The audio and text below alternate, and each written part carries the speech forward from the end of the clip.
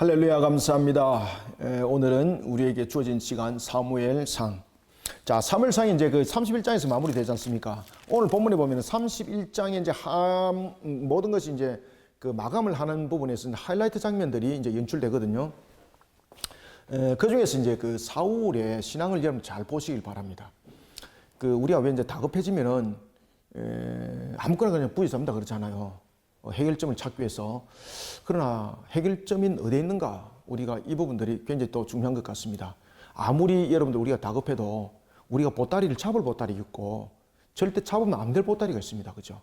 오늘 본문에 보면은 사울이 얼마나 다급했는지 신접한 여인을 찾아가는 그 장면이 나타납니다. 그리고 이제 얼마 안 있어 길보아 전투에서 사울이 결국은 블레셋 사람에서 이제 죽임을 당하는 31장이 이어지게 되는데, 특히 이제 28장 이런 부분에서 하나의 전반적 부분에서 시작점인 분수령적 측면이라 이렇게 보면 되겠습니다.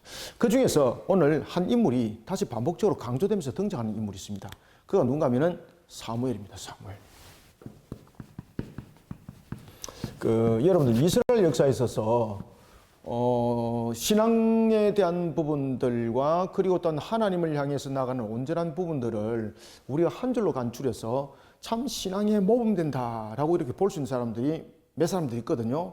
특히 이제 제사장급 중에서 그런 하나의 일례를 본다면은 제일 먼저 선대에 소개될 수 있는 사람 누구겠습니까? 그렇죠. 사무엘입니다. 아론도 보면은 그 하나님으로부터 되게 혼을 당하는 부분들이 있었고 결국은 여러분 잘 아시는 것처럼 가나안 땅에 못 들어가지 않습니까? 그렇죠? 그런데 사무엘은 그렇지 않습니다. 그리고 사무엘은 또 보면은 환란의 시대를 또 살아왔잖아. 그죠? 그러나 그럼에도 불구하고 그가 항상 신앙의 중심을 섰던 것을 볼 수 있습니다. 그리고 또한 우리가 사무엘에게 또 잘 배울 수 있는 것은 자식 농사는 자기 마음대로 안 되잖아요. 그러나 그럼에도 불구하고 자식의 마지막 부분에 대해서 신앙으로 딱 지도해 나가죠. 세상의 권력 속에서 자신의 자녀들 전부 다 후퇴시켜 버리죠. 그죠? 야, 이런 단호한 결정력, 이런 부분들이 전부 다 어디서 나타났을까? 신앙관이었습니다. 그래서 우리가 사무엘 그러면은 항상 그 흔들리는 순간에 그의 선택은 항상 신앙이었습니다. 이런 부분들을 우리가 조명해 볼 수가 있습니다. 자, 이런 이제 사무엘이 28장에서 보면은 특히 이제 3절에 보면은 사무엘이 죽었으므로라고 말은 등장하지만은 그러나 그럼에도 불구하고 우리가 이제 더 정확하게 알 수 있는 것은 25장에 보면은 25장 1절을 한번 보시면은 사무엘이 25장 1절에 쓰면 죽었죠. 그죠? 83세. 예? 그때 제가 말씀드렸죠. 그죠? 83세에 그가 생명을 마감을 하게 되는데 이런 사무엘이 죽었다라는 부분들을 다시 등장을 시키고 있는 장면이 28장에서 3절에서 연출이 되고 있습니다. 그 이유는 무엇일까? 안에서 제가 이제 말씀드릴게요. 그 다음에 이제, 이런 부분들에서 죽었던 사무엘을 사울이 호출하잖아요. 그죠? 사울이 사무엘을 호출하는 이유는 무엇인가? 라는 것은, 이 속에 하나의 굉장히 중요한 문제점들이 등장하기 시작합니다. 그것은 바로 이 블레셋이, 사울을 무너뜨리기 위해서, 턱밑까지 쳐들어갔습니다. 그리고 이제 그 턱밑까지 쳐들어간 지역이 바로 어딘가 하면 길보아입니다. 길보아. 이것이 나중에 사울의 무덤이 됩니다. 이곳이. 사울이 굉장히 다급해졌습니다. 특히 이제 이런 부분에 다급해지다 보니까 그가 찾는 것이 있었는데 아무리 하나님께 부르짖어도 응답을 안 하는 거예요. 아무리 부르짖어도. 그런데 하나님께서 사울에게 이미 여러 가지 다각적 부분에서 사울에게 불신앙에 대해서 바로 서도록 하나님께서 조언을 주고 견인을 해나가고 회초리까지 들었지 않습니까? 그렇죠? 그러나 그럼에도 불구하고 사울이 인본적 신앙 속에 갇혀 있다 보니까 하나님을 향한 신앙 속에 세우지 못하는 거예요. 그래서 우리가 한번 인본적 사고 속에 딱 갇혀버리잖아요. 그러면은 참 여기서 그 헤어나오는 것은 힘듭니다, 이거. 그래서 여러분들 주변에 신앙의 관점으로 세워진 사람을 두게 되고 그리고 함께 기도하는 사람을 옆에 두게 된다는 것이 얼마나 여러분들 복인지 모릅니다. 우리가 너무나도 행복하면은 자신이 어떤 상태에 있는지를 모르는 사람들을 가리켜서 우리가 뭐라고 말합니까? 옛날에, 예? 그건 좋은 말이고. 그거는 아주 유식하게. 무슨 등장하죠. 그죠? 요강도 등장하고 그러죠. 그죠? 그래서 우리가 그 신앙 속에 이렇게 젖어 있다 보면은 자신의 신앙의 현 주소가 하나의 영적 울타리를 형성하고 있는 사람은 정말 복 받은 사람들입니다. 우리가 세상적 측면에서 물질은 조금 더 있을 수 있고 없을 수도 있습니다. 그런데 그것은 나중에 행복의 지수가 절대 되지 못합니다. 때로는 하나님께서 부족함을 나중에 채워주심도 또 하나님 역사가 그 속에서 더 강하게 일어나거든요. 그것보다 더 중요한 것은 아무튼 우리는 물질관이라기는 보다는 신앙관을 먼저 키우는 것이 굉장히 중요합니다. 그래야만이 모든 것이 단단해집니다. 그런데 사울이 그러지 못했잖아요. 처음 신앙은 얼마나 좋았습니까? 그런데 출발하고 난 이후에 문제점들이 무엇이 생겨나기 시작합니까? 그의 주변에 인본주의가 생겨나기 시작하죠. 인본주의가. 그리고 자신이 이제 세력을 이제 확보하려다 보면 자신을 인정해 주는 사람도 있고 인정 안 해 주는 사람도 있고 막 그랬잖아요. 그러다 보니까 자신의 주변에 누구를 두기 시작합니까? 자신을 인정하는 사람들을 두기 시작하는 거예요. 그러다 보니까 귀가 닫히기 시작하고 영적 귀가 닫혀버리고 하나님을 향한 안목들이 닫혀져 버리고 이런 문제점들이 생깁니다. 그러다 보니까 이 스스로 무덤을 파게 되는 겁니다. 이런 사울이 스스로 인본주의 모습 속에 그가 젖어들면서 문제점들이 심각한 영적 문제에서 심각한 문제점들이 일어나게 되는 겁니다. 이런 부분에서 하나님께서는 그를 계속해서 일깨웠거든요. 일깨움에도 불구하고 인본주의 장막이 한번 사기 시작하면은 참 헤어나기 힘듭니다. 그래서 여러분들도 마찬가지고 저도 마찬가지고 우리가 항상 인본적 사슬 속에 묶여 있다고 판단됐을 때는 속히 이것을 먼저 털어버리는 그러한 신앙의 관점으로 되돌아가는 것이 세상의 일들 가운데서 이것이 우선이 돼야 됩니다. 하나님 반드시 기억합니다. 그러면 이 사람이 무엇을 우선으로 여겼는가? 하나님 기억하시거든요. 그러면은 형통의 역사 그 속에서 반드시 일어납니다, 여러분들. 하나님을 우리 믿으셔야 됩니다. 하나님이 살아계시는데 굉장히 인격적이시거든요. 성령도 우리의 인격에 굉장히 민감하게 반응하거든요. 그것이 성화의 과정들입니다. 이런 부분에 사울이 무너져 버린 거예요. 아시겠습니까? 이런 과정 속에서 무너져 버리니까 결국 나중에 어떻게 되는가 하면은 사무엘이 죽고 난 이후에 그 사울이 자신이 이제 그 하나의 정치뿐만 아니라 정치, 그 다음에 군사, 또 하나는 고대 사회 속에서 굉장히 중요한 것이 무엇이었습니까? 종교적 문제죠. 그죠? 종교가 결국은 신앙적 문제가 정치와 군사를 함께 다스리는 시대가 고대 사회지 않습니까? 사무엘이 죽고 난 이후에 사울은 정치적 문제, 군사적 문제에서는 왕으로서의 이 문제의 실권을 쥐고 갔습니다. 왜냐하면 사무엘이 여러 부분에서 하나의 신앙 부분은 별도로 떼내면서 자신은 기도하고 하나님의 말씀을 가르치는 일에 전념할 것이라 그랬지 않습니까? 그러고 난 이후에 사무엘이 죽었습니다. 83세 죽고 난 이후에 누굽니까? 사울이 정치, 군사 플러스 종교적 문제까지 자신의 중심에 두려고 하는 부분들이 생깁니다. 이것은 이제 뭔가 하면은 자신이 여호와의 신앙 속에 자신이 세워졌습니다라는 이런 가식적 부분들을 사람들에게 나타내 보이는 거예요. 그런 정책을 펼쳐요. 그런 정책을 펼쳤던 가운데서 하나가 뭔가 하면 종교개혁을 일으킵니다. 여러분들, 사울이 종교개혁을 일으켰다는 소리 들어보셨습니까? 예? 사울이 종교개혁을 일으킵니다. 예? 그가 종교개혁을 일으켰던 가장 큰 근원적 이유는 어디에 있는가 하면은 백성들에게 자신이 어떤 신앙 속에 세워졌는가를 가식적으로 보여주는 역할인 거예요. 그러니까 과거에 처음에 사울은 하나님을 향한 신앙이 인격적이었다면은 지금은 왕으로서의 사무엘의 죽음까지 그가 이용을 합니다. 어떻게 이용을 하는가 하면은 사무엘이 죽고 난 뒤에 종교개혁을 일으켜요. 그 종교개혁은 뭔가 하면은 모든 사람들로 하여금 모든 것들로 하여금 자신에게 집중하도록 만드는 거예요. 아시겠습니까? 이 개혁을 통해서. 특히 이제 이 개혁을 통해서 일어날 때에 어떤 개혁을 일으키는가 하면은 그 당시에 이제 그 신접한 자들 보면은 박수무당 이런 것들 있지 않습니까? 신접한 자들, 우상 숭배자들을 나라에서 척결시키는 종교개혁을 일으키는 겁니다. 종교개혁을. 그래서 이스라엘 역사에 있어서 왕정 역사에 있어서 최초의 종교개혁자는 누구였을까라고 답을 쓰라면 사울입니다. 사울. 그런데 이 사울이 일으켰던 이 종교개혁은 뭔가 하면은 하나의 그 표시적인 부분에서 그 표지, 왜 그 보면은 안에 책은 내용은 안 바뀌었는데 안에 책은 안 바뀌는데 제목만 살 바꾸는 거 있잖아. 그죠? 그 표지. 그래서 겉만 바꾸는 표면적 개혁을 일으키는 겁니다. 겉만 변화시킵니다. 그러면서 자신이 여호와 하나님을 향한 굳건한 신앙 속에 세워졌습니다라는 것을 제사장들에게도 선포하고 백성들에게도 선포하는 장면인 거예요. 자, 이 정도 되면은 하나님이 사울을 향해서 나타나야 되잖아요. 그래, 사울아, 네가 이렇게 나를 바라보는 악마하는 그런 신앙으로 네가 돌아왔구나. 그러면서 하나님께서 사울을 탁 안아줘야 되는데 노입니다. 하나님께서 응답하지 않습니다.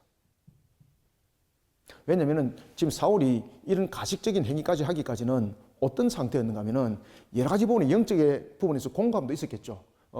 그가 신접한 자들을 물리치는 부분들은 정말로 그가 여호와 하나님 한 분만을 섬기겠다는 그러한 어떤 회심에 의한 종교개혁이 아닙니다. 하나님 다 아시는 거죠. 회심에 대한 종교개혁이 아니고 악한 영이 자신을 침투하였고 그리고 악한 영에서 넘어지는 자가 사울이었지 않습니까? 그러니까 다시 말하면 하나의 종교적 관점을 자신의 모든 부분에서 종교개혁을 이용을 하는 거예요. 그러니까 하나님이 아시니까 하나님이 사울에게 응답하지 않습니다. 자, 이렇게까지 했는데 여전히 사울은 공감이 있었고 사울은 늘 불안했습니다. 그래서 이 사울이 일으켰던 종교개혁이 그 표면적인 하나의 행위였다는 것을 우리는 알 수가 있어요. 이렇게까지 했는데 블레셋이 여전히 쳐들어왔습니다. 자신의 턱 밑에까지 들어왔습니다. 그런데 하나님 앞에 엎드렸습니다. 하나님의 응답이 없습니다. 선자들이 지금 이 상황에 대해서 어떤 상황이 전개될 것인지 말하는 이가 없습니다. 아무도 응답하지 않습니다. 이때에 사울의 선택은 자신이 쫓아버렸고 자신이 척결시켰던 신접한 자들을 자신의 발로 찾아갑니다. 찾아가는 이유는 무엇입니까? 지금 이 전투가 어떻게 될 것인지 미래적 측면에서의 지금 자신의 상황을 알기 위해서 신접한 자를 찾아가는 이런 모습을 우리는 발견할 수가 있습니다. 자, 이런 그 28장, 특히 이제 본장 이후에 이제 사울의 왕가가 이제 몰락하게 되고, 그리고 사울은 하나님의 뜻을 알고자 했지만은 이렇게 종교개혁을 일으켰음에도 불구하고 하나님께서 그에게 음성으로 그리고 또한 하나님께서 어떤 선자를 통해서 말씀을 주지 않습니다. 이런 하나의 잘못된 인본적 신앙 속에 놓여 있는 사울. 그런 그에게 최후의 선택은 무엇인가 하면은 자신의 어떤 진행해 나갈 바를 가르쳐 줄 수 있는 하나의 대상을 찾아가는데 그가 바로 우상 숭배자, 자신이 척결시켰던 우상 숭배자, 신접한 여인을 찾아갑니다. 그것도 신접한 여인의 우두머리를 찾아가서 그 앞에 무릎을 꿇고 누구를 부르겠습니까? 하나님을 부를 수가 없는 거죠. 누구를 부릅니까? 사무엘 어디 갔나? 여기 있네. 사무엘을 부르기를 원합니다. 그때에 여러분 사무엘의 영이 올랐다 그러죠. 그러면 이 영은 정말 사무엘의 영이 있을까? 여러분들은 뭐라고 생각합니까? 정말로 사무엘의 영이 있을까요? 자, 그것도 오늘 본문에서 우리가 보도록 하겠습니다. 자, 이와 같이 인본적 신앙 속에 우리가 한번 빠지기 시작하면은 헤어나지 못하는 것은 우리가 사울의 장면을 통해서도 우리가 확인할 수가 있습니다. 자, 1절 봅시다. 그때 블레셋 사람들이 이스라엘과 싸우려고 군대를 모집한지라 아기스가 다윗에게 이르되 너는 밝히 알라. 자, 여러분들 이제 이 사건들이 나중에 이제 뒤에 가면은 이제 29장과 3장에서도 등장하거든요. 아기스가 다윗이 앞장서서 싸우기를 원합니다. 그때 다윗은 어떻게 했을까요? 이러지도 못하고 저러지도 못하잖아요. 그때 하나님께 기도하죠. 그때 하나님께서 다윗을 어떻게 빼냅니까? 아기스와 함께 했던 그 당시 이제 블레셋은 하나의 단일 노선을 가진 것이 아니라 여러 가지 부분의 연합체계를 형성하고 있었거든요. 연합을 형성하고 있었던 그 마을에 있는 성읍에 있는 그 단위의 왕들이 다윗과 함께하는 것을 거부해 버립니다. 왜? 다윗은 블레셋의 그 하나의 전설과 같은 골리앗을 물리친 사람이지 않습니까? 이것을 알았던 그들이 지금 전장이 한참 우리가 이기는 그런 와중에 있을 때에 다윗이 만약에 획가닥해서 돌아버려서 우리를 친다면 우린 침탈을 당하게 된다. 그러면서 이제 결국은 다윗이 그 전투에 참여하지 아니하고 그리고 블레셋은 길바 전투에서 이제 사울과 집결하여서 전투를 벌이게 되는 장면이 연결해서 연출되는 겁니다. 그래서 그 연결되는 장면을 오늘 1절과 2절에서는 설명하는 겁니다. 1절, 2절 다시 읽읍시다. 그때 블레셋 사람들이 이스라엘과 싸우려고 군대를 소집한지라 아기스가 다윗에게 이르되 너는 밝히 알라. 너와 네 사람들이 나와 함께 나가서 군대를 참가할 것이니라. 지금 여기서 아기스는 다윗을 믿은 거예요. 그리고 다윗을 최선봉에 자신의 오른팔로 내세우기를 원했던 거죠. 왜? 우리가 이제 27장에서 지난주 봤지 않습니까? 27장에 보면은 다윗이 아기스를 속이죠, 그죠? 속여서 마치 유대에서 그리고 또한 그 사울과 관계 있는 사람들 이런 부분에서 전리품을 취한 것처럼 아기스에게 바쳤죠. 그렇지만은 그가 바쳤던 전리품들은 바로 유다 지파와 또는 이스라엘과 적대 행위를 했던 주변의 그런 하나의 족속들 그들을 쳐서 얻었던 전리품이었죠, 그죠?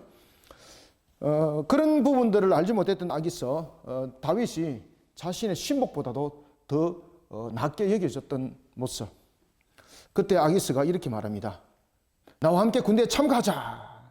그때 다윗이 아이고 나는 못하겠습니다 이렇게 말 못하잖아요. 그때 다윗이 굉장히 전전긍긍합니다. 이 2절 보면은 다윗이 아기스에게 이르되 그러면 당신의 종이 행할 바를 아시리다. 이게 무슨 말인가 하면은 지금 동족과 싸울 수도 없고 아기스의 말에 거역할 수도 없는 그의 난처한 입장을 지금 표현하고 있는 겁니다. 그러면서 아기스에게 묻는 거예요. 어떻게 하면 좋겠습니까? 라는 것은 하나의 자신이 내면적으로 지금 여러 가지 갈등 요소를 지금 가지고 있다는 거죠. 그럴 때에 마치 자신은 신복인 것처럼 종인 것처럼 지금 이렇게 표현을 하지만은 다윗의 마음은 갈 바를 알지 못하는 거죠.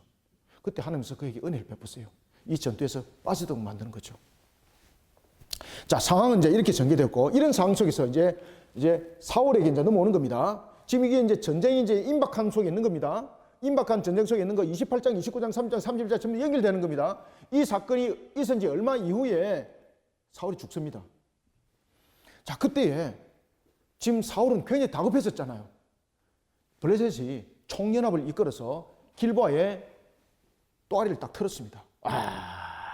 군대가 쫙 깔리가 있는 거 얼마나 두려운지 모릅니다. 그런데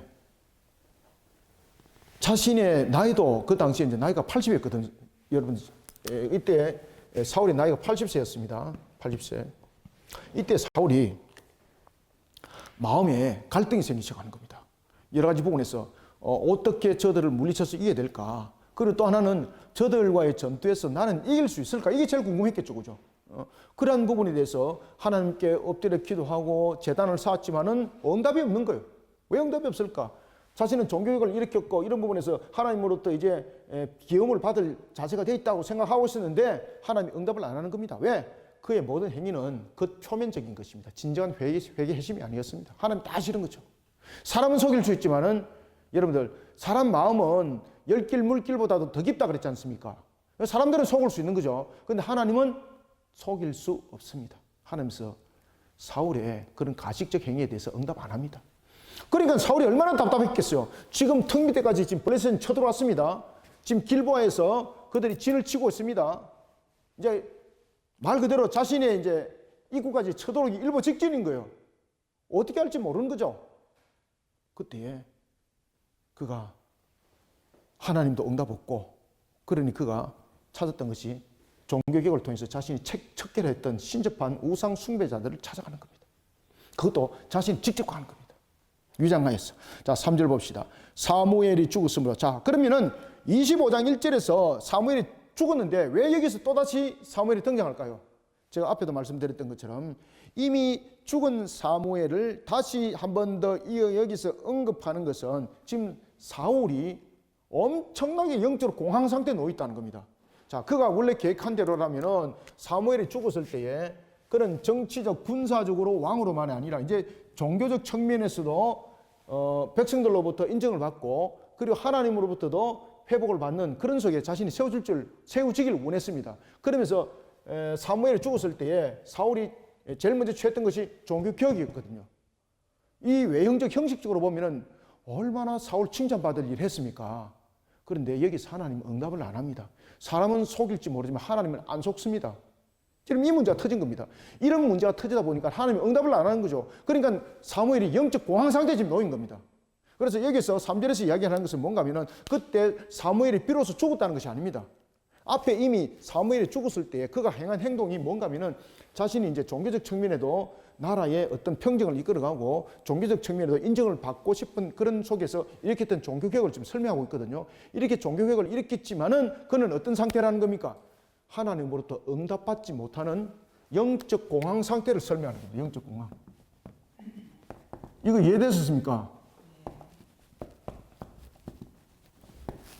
이것을 지금 사무엘의 죽음으로 지금 연결시켜 놓고 있는 겁니다. 그래서 사무엘의 죽었으므로라는 것은 바로 이 어떤 영적 공황 상태에 놓여 있어서 어찌할 바를 모르고 있는 그런 상태. 사무엘이 죽었으므로 온 이스라엘이 그를 두고 슬피 울며 그의 고향 라마에 장사하였고 사울은 신접한 자와 박수를 그 땅에서 쫓아내었더라. 표면적 종교교. 사울은 영적인 지도자인 사무엘의 죽음으로 인해서 자신의 지도력을 더욱더 확장시키고 싶었겠죠. 더욱더 지도력을 확장시킬 수 있는 방법은 무엇입니까? 종교를 손에 쥐는 거예요.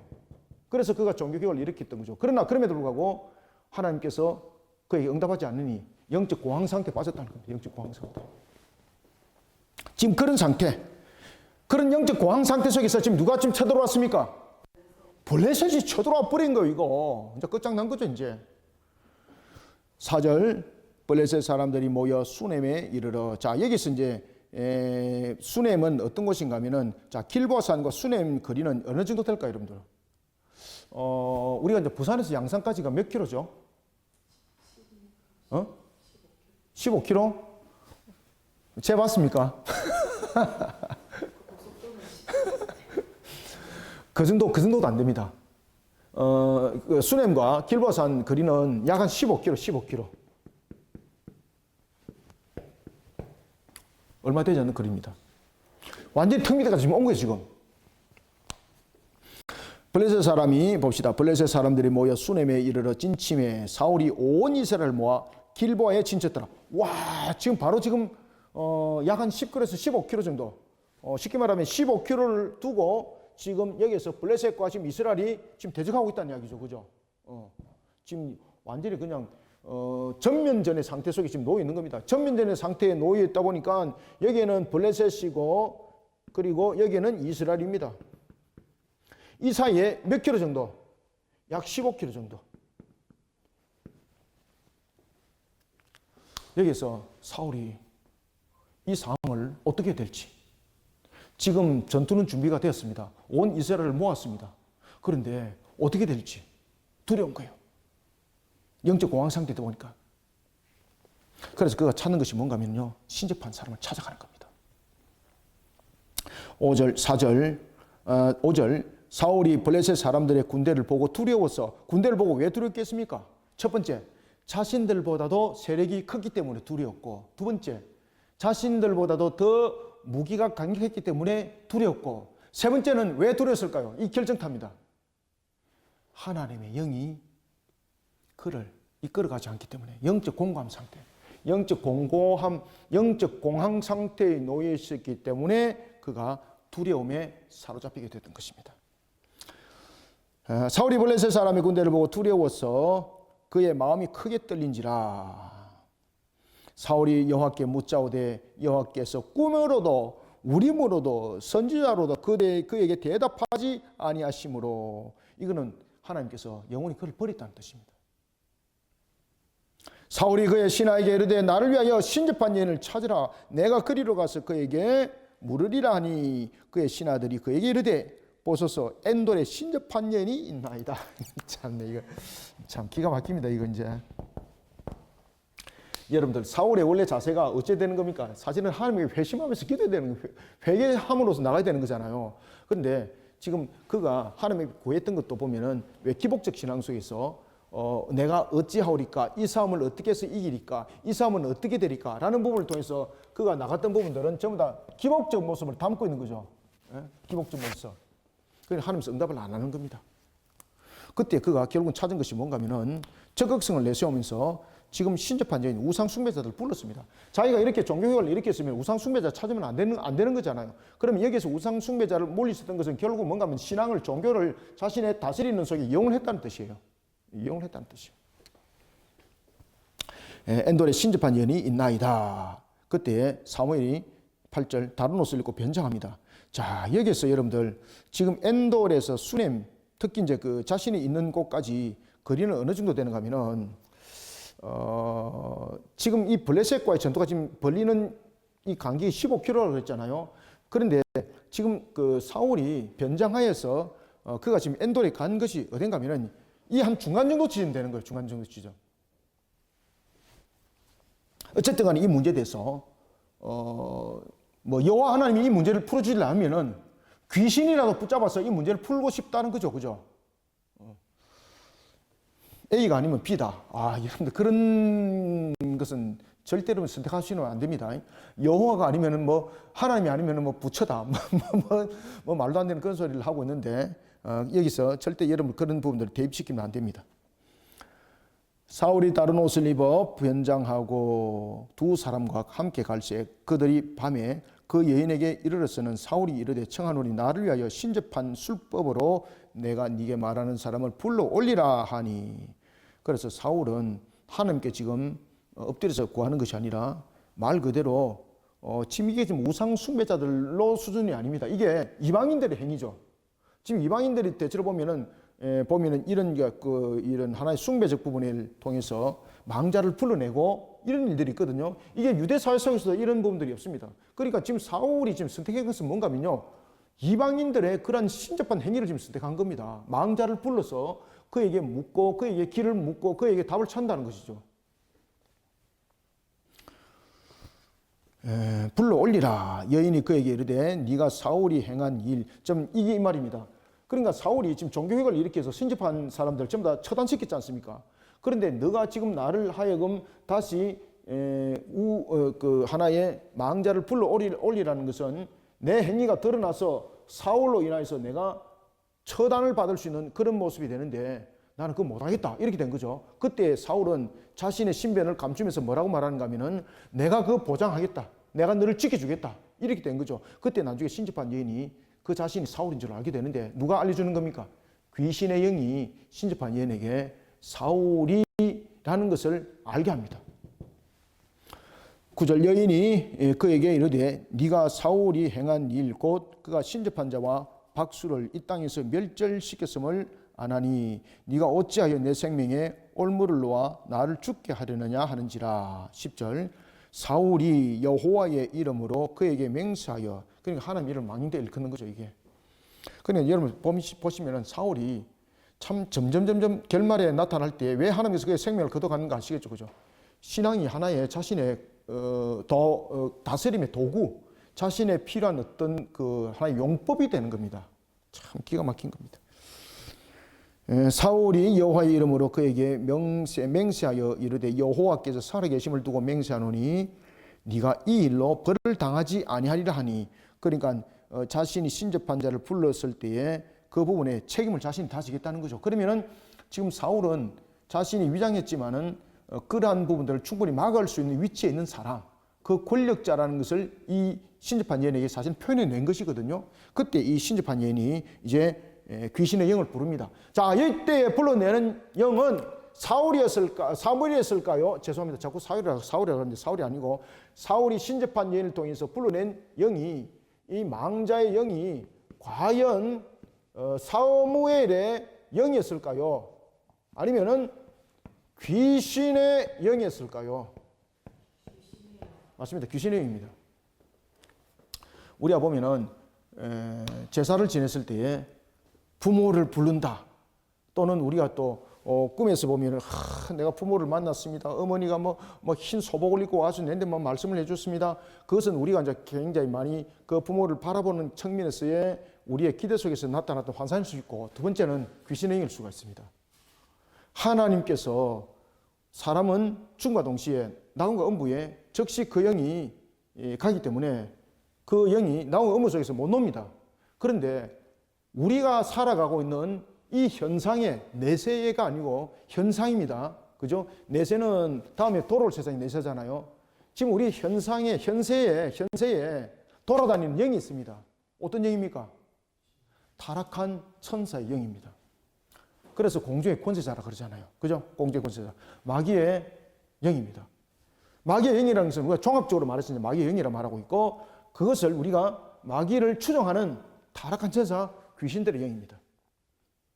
그러니 우리는 이런 영적 부분들을 절대로 무시하시면 안 돼요, 여러분들. 그러면은 우리는 그것을 어떻게 이길 수 있는가? 그러니까 예수님께서 요한복음 19장 3절에 다 이루었다 그랬지 않습니까? 그래서 우리의 신앙들이 십자가로 세워지면 어떤 부분들도 우리가 세워진 속에 있는, 십자가로 세워진 속에 있는 우리를 어떤 악한 영들도 우리를 침노 못합니다, 여러분들요. 자, 그러니까 이런 신앙으로 세워지지 못한 사울에게 이런 망자의 영이, 귀신의 영이 그를 속이고 딱 사로잡게 되는 것을 볼 수가 있습니다. 10절 사울이 여호와의 이름으로 그에게 맹세하여 이르되 여호와께서 살아계심을 두고 맹세하노니 네가 이 일로는 벌을 당하지 아니하리라 하니 여인이 이르되 내가 누구를 네게로 불러 올리랴 하니 사무엘이 이르되 사무엘을 불러 올리라 하는지라. 여인이 사무엘을 보고 큰 소리로 외치며 사울에게 말하여 이르되 당신이 어찌하여 나를 속이셨나이까. 당신이 사울의 신이다. 자, 여러분들, 엔돌에 신접한 여인이 지금 사무엘을 불러주세요 이 소리에 당신이 사울입니다라는 것을 알았나요? 아니면 귀신의 영이 깨닫게 해서 알게 됐나요? 귀신의 영이 이 신접한 여인, 엔돌의 신접한 여인에게 지금 이 사무엘의 영을 부르고자 하는 사람이 사울이라는 것을 알게 하는 겁니다. 왜 여러분들 우리가 연예인들 가운데서도 보면은 그 무당의 신을 받았던 사람들 있다고 그러죠, 그죠? 신내림 들으셨죠, 그죠? 요거는 그냥 보시면 안 됩니다, 이거. 지금 엔돌의 지금 신접한 여인이 이런 하나의 신내림의 한 부분의 여인이라고 보시면 됩니다. 그래서 귀신의 영이 그것을 보게 하고 알게 할 수도 있어요, 여러분들요. 그러나 그런 부분들에 대해서 우리는 반드시 여러분들 여호와 신앙으로, 십자 신앙으로 우리를 자신을 지켜내지 못하고 그러한 하나의 신접 들린 자들 그런 속에 엎드린다면 끝나는 겁니다, 여러분들요. 요즘에 TV 프로그램에 그런 거 얼마나 많이 다루고 있습니까, 그렇죠?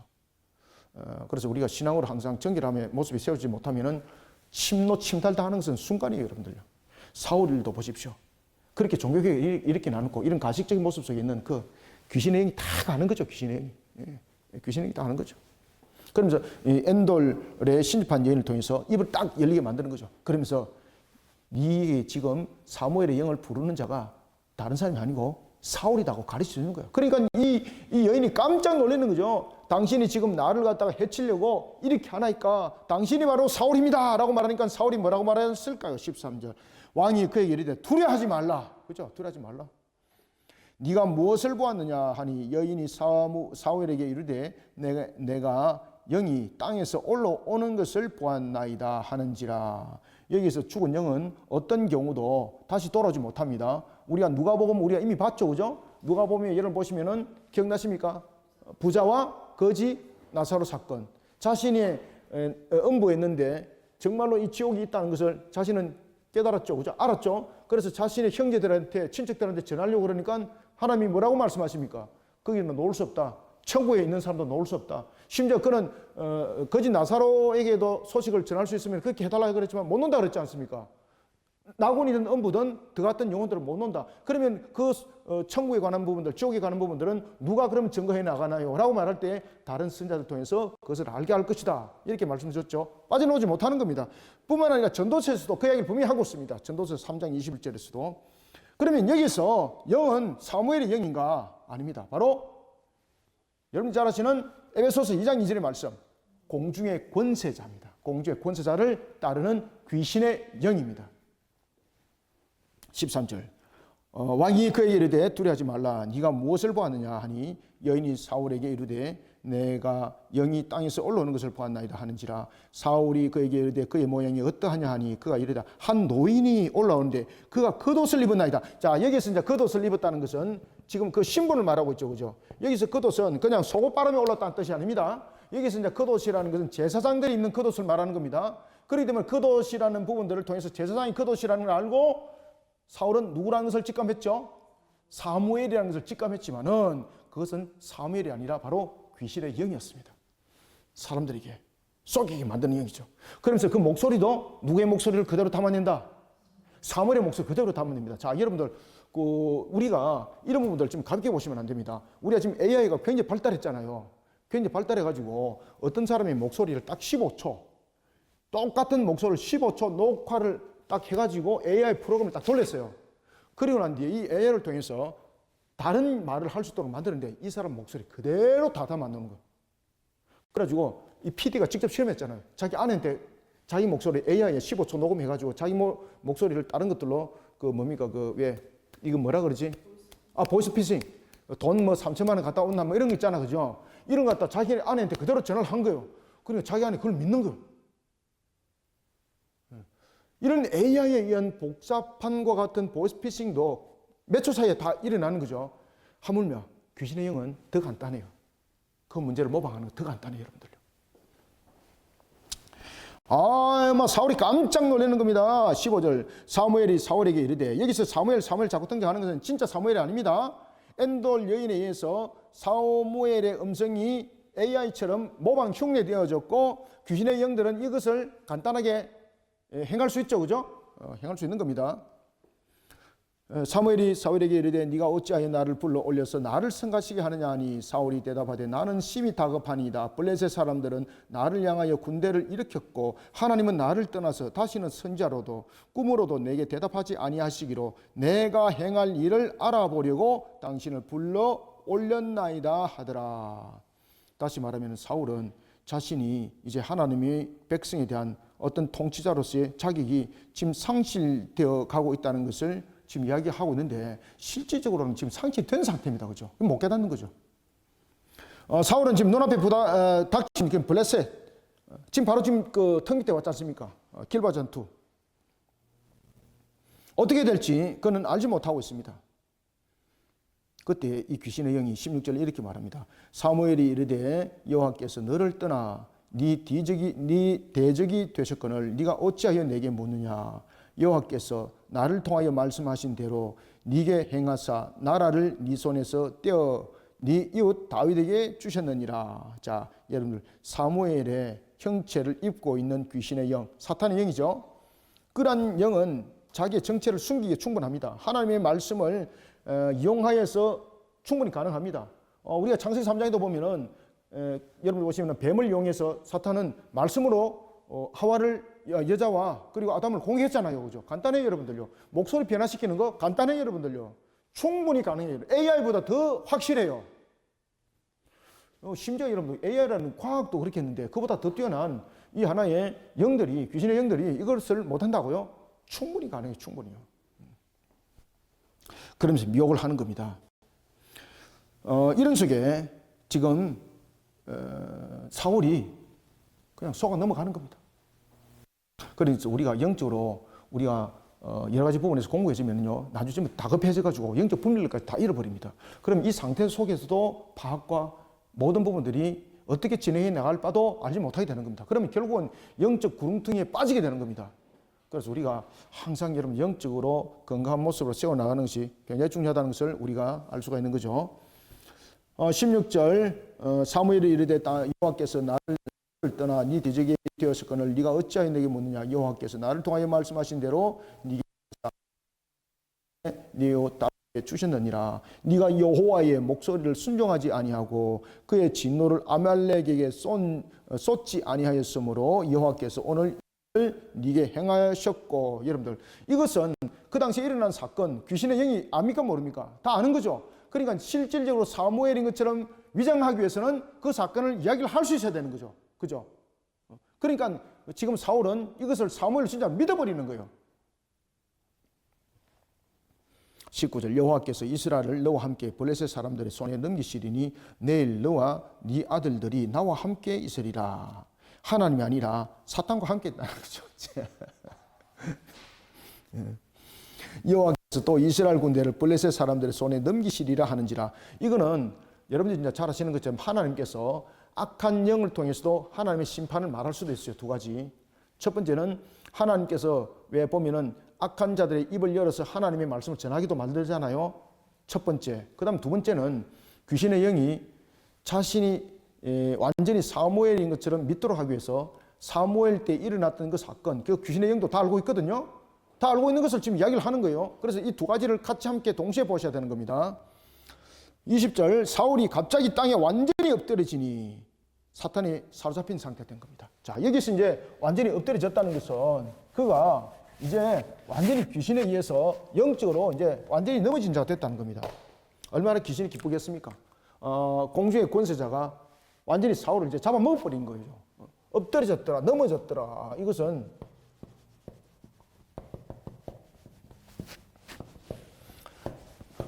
육신이 넘어진 것도 있지만은 두 번째 무엇이 넘어졌습니까? 영적인 무너짐입니다. 영적으로 무너짐. 영적으로 무너지게 되면요, 여러분들 영적 기력이 쇠하여져서 육신도 같이 무너져요. 오늘 본문에 보면은 그의 기력이 다하였더라 20절 갑자기 땅에 완전히 엎드려지니 이는 사무엘의 말로 말미암아 심히 두려워함으로 여기서 심히 두려워했다는 이 마음은 누가 주겠습니까? 사탄에 사로잡혔다는 뜻입니다. 이제는 어디에 사로잡혔습니까? 영적으로 무너져서 사탄에게 사로잡혔습니다. 이제는 사탄에게 사로잡힘, 사탄의 밥인자 된 겁니다. 이제. 심히 두려워하며 또 그의 기력이 다하였으니 이는 그가 하루 밤낮을 음식을 먹지 못하였음이니라. 영적으로 공감이 생기니까 먹는 것조차도 해결이 되지 않습니다.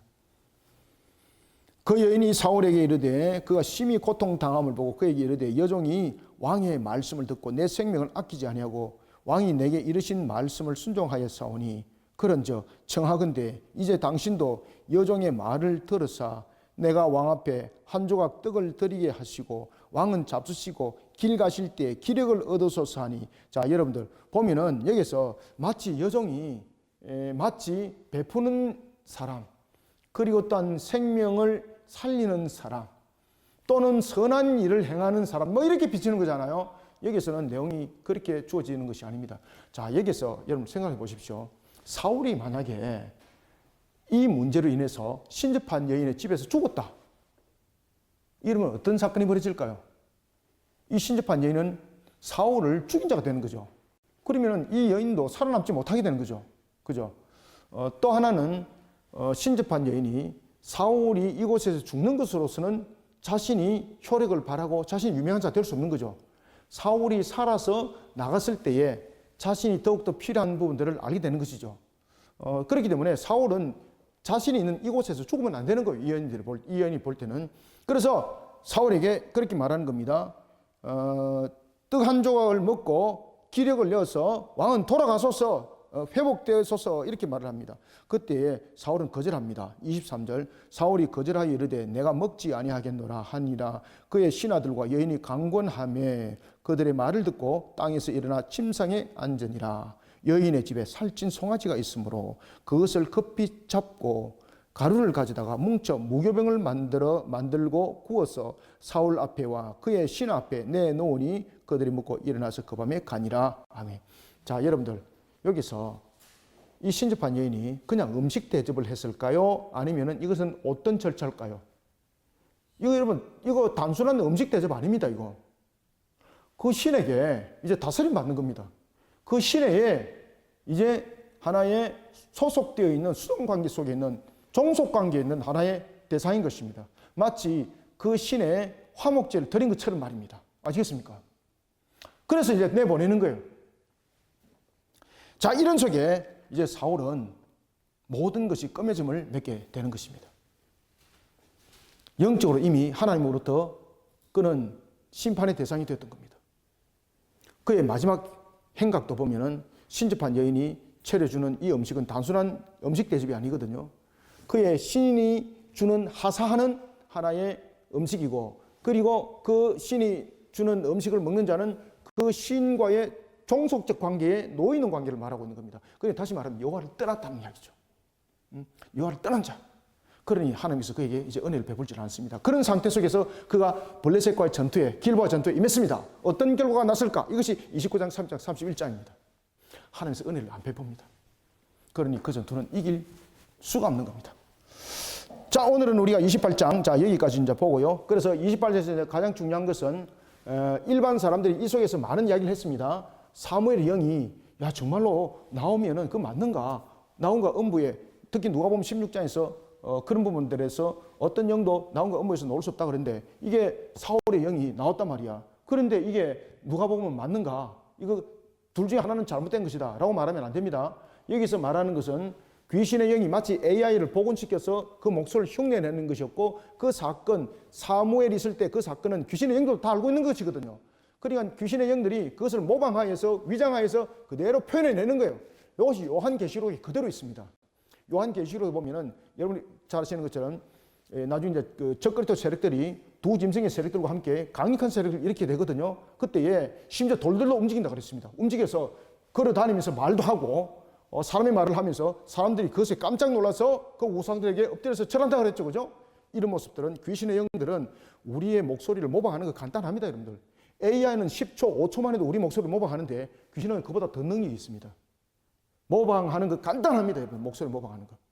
그래서 항상 우리가 하나님의 말씀 속에 바르게 주목하고 어떤 관계 속에서도 우리는 하나님의 말씀을 옆걸음 치는 자들이 되지 않도록 항상 하나님의 말씀의 정로에 세워서 달려가는 우리 모든 성도들이 다 되시기를 소원합니다. 기도하겠습니다. 하나님 감사합니다. 주께서 베푸시는 은혜 속에 오늘도 우리에게 주신 말씀, 생명의 꼴의 말씀, 우리의 영원한 말씀이 되게 하여 주옵소서. 말씀이 옆걸음을 치게 되면 인본주의 속에 빠지게 되고 이 인본주의 속에 갈 바를 알지 못하는 속에 영적 허덕임이 결국은 우상 숭배 속에 빠지게 되었습니다. 신접한 여인을 직접 찾아가는 사울의 모습이 되었습니다.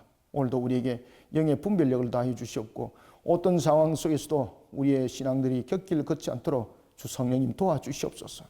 빛의 갑옷을 입게 해 주시고 하나님의 전신갑주를 입을 때 복음의 신을 신고 진리의 띠를 띠고 의의 행배를 치고 믿음의 왕패를 들고 구원의 투구를 쓰고 말씀의 성령의 검을 들고 오늘도 달려가기를 소원합니다. 이런 가운데 우리 그리심의 모든 성도들 특히 중직자들 하나님께서 항상 불꽃 같은 눈동자로 지켜주시고 어떤 관계 속에서도 어떤 여건 속에서도 악한 영들에 의해서 침노하지 아니하도록 지켜봐여 주시옵소서. 오늘도 주님께 주신 말씀으로 우리의 모든 성도들을 새롭게 해주시고 하나님의 영으로 우리를 더욱더 강건하게 붙잡아 주님의 나라와 그 영광을 위해서 힘있게 일어서는 주님의 십자가 군병이 되게 하여 주옵소서. 예수님 이름으로 기도드리옵나이다. 아멘.